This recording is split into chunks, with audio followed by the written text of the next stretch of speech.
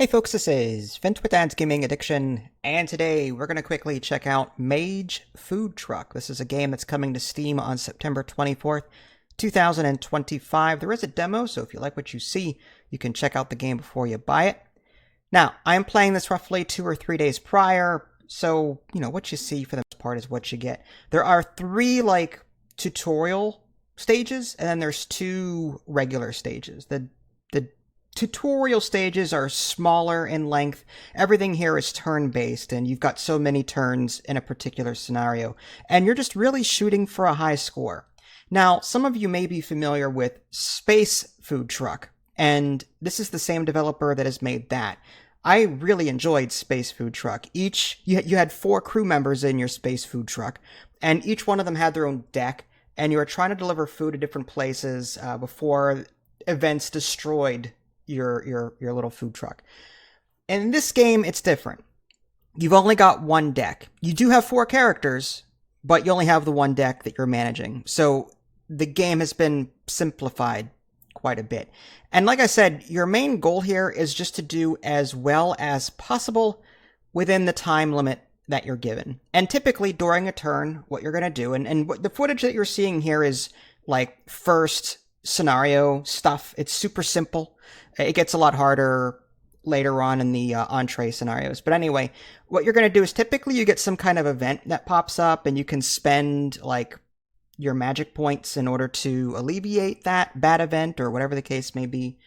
And then you can play the cards in your hand. And in the first scenario, it's all about just creating a random ingredient and using your crew member, your only crew member for that scenario, to move around the board and just deliver that food that you're making to those locations. So it might say number 1 wants this and number 2 wants this, and you have to take that food over to those locations, and you get gold for doing that. That's how your score is calculated. And then in between turns, you'll be able to use your budget points in order to buy new cards and add them to your deck. So it's like a deck builder, food delivery kind of game.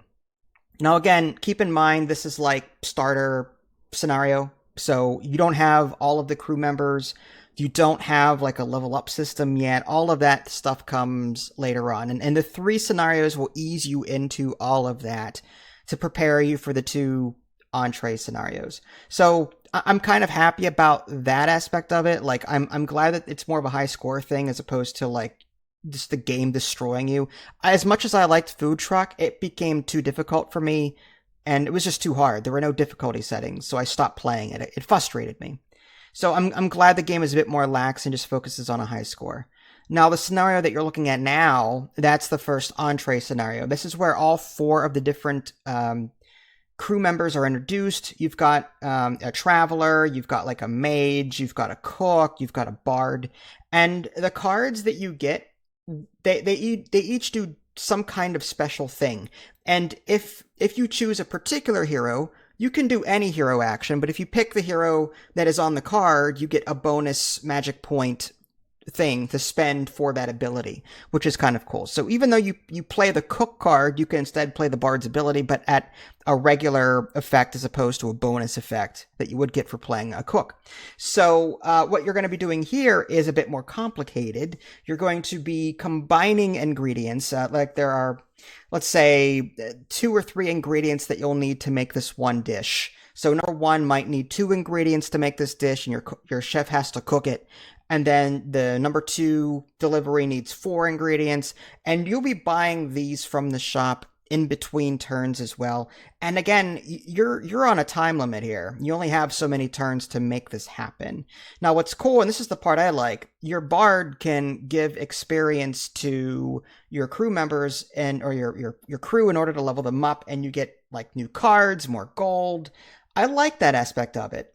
But again, I still miss.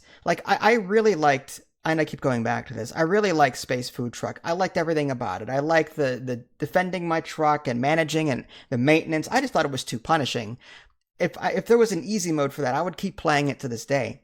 But anyway, this is a more simplified version of Space Food Truck. And you have to know that, I think, going into this game. If you've never played Space Food Truck, then you're going to see this as a deck builder, a pick up and deliver kind of game. And it does it pretty well. There's a lot of strategic decisions to be made, some randomness if you like that kind of thing. I like the deck building aspect of it. So if you're interested in a quirky little deck builder that involves some, cooking and delivering, then by all means check this game out. It's not too bad. This is Vince. Thanks for watching. I'll catch y'all next time. Take care.